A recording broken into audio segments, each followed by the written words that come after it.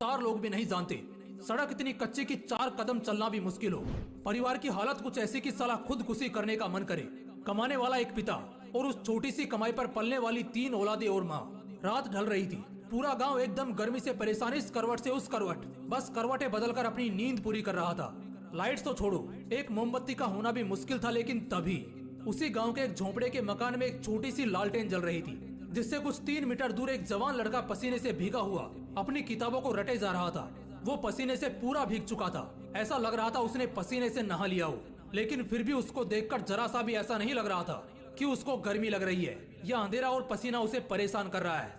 वो बस पढ़ते जा रहा था। वो किताबों में कुछ इस कदर खोया था कि उसे बस पढ़ना ही समझ आ रहा था। उसे आग के गोले जैसी गर्मी और पसीने से कोई फर्क नहीं पड़ रहा था। रात के 12 बजे, फिर 1, फिर 2 और अब 3 बज चुके थे। ना जाने वो लड़का कब से पढ़ने बैठा था, लेकिन अब तक पढ़ रहा था। तभी अचानक पूरे कमरे में अंधेरा छा जाता है।